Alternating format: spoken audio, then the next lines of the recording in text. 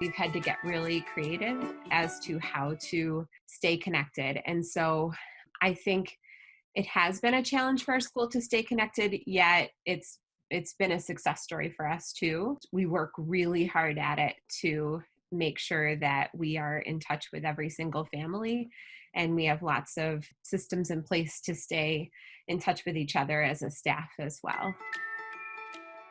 I think the other challenge has been to find a really healthy balance between the expectations for academics right now, knowing we are in the face of a crisis and knowing that our families all have a different situation happening at home.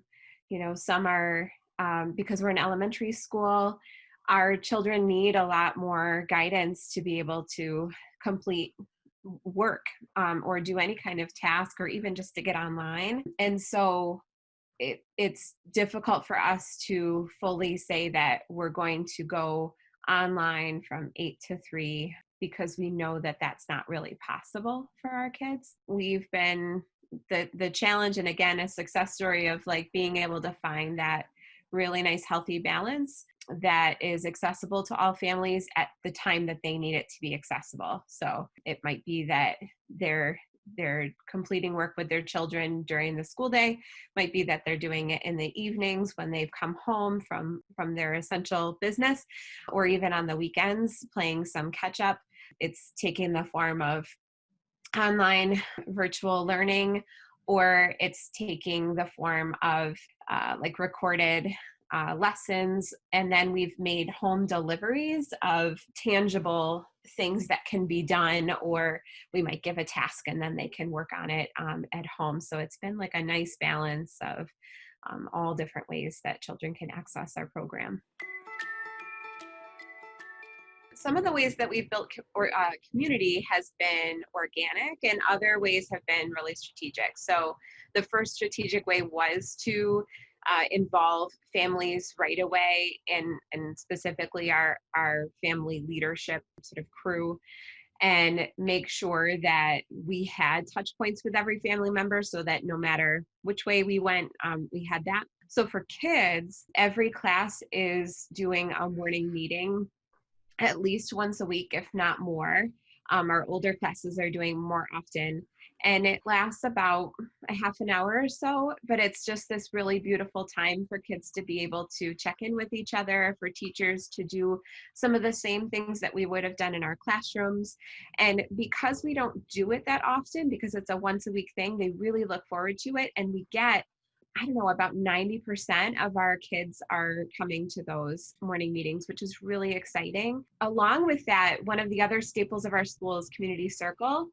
That is when the whole school comes together once a week. And we were really unsure how we were going to get that number of students all on the same Zoom call, and how difficult that might be. So we started by recording familiar songs with our music teacher and the arts teachers to at least hold some of the things true, and released those recordings once a week.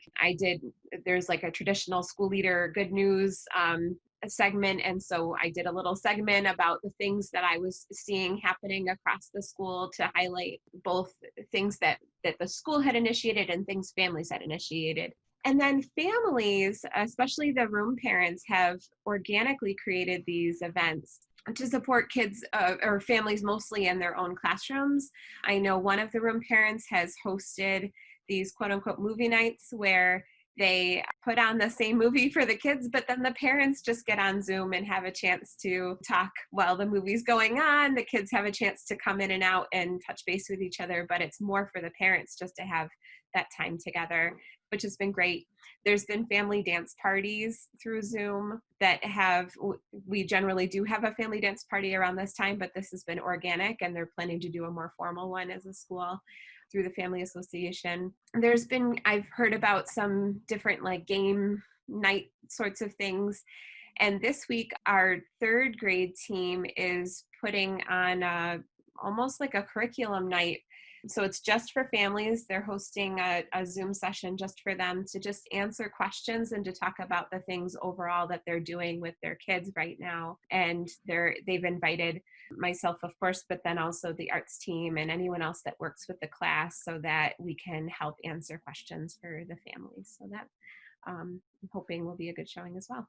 We send out weekly updates from sort of the main office, but then we also send out weekly updates from teachers as well. And then teachers and room parents are calling teachers pretty much every week, and then room parents are calling every other week just to touch base. We don't want to overwhelm with too many phone calls, but we do feel like we don't want them to think that we've forgotten them because we certainly haven't. So we're just trying to keep that personal touch in play.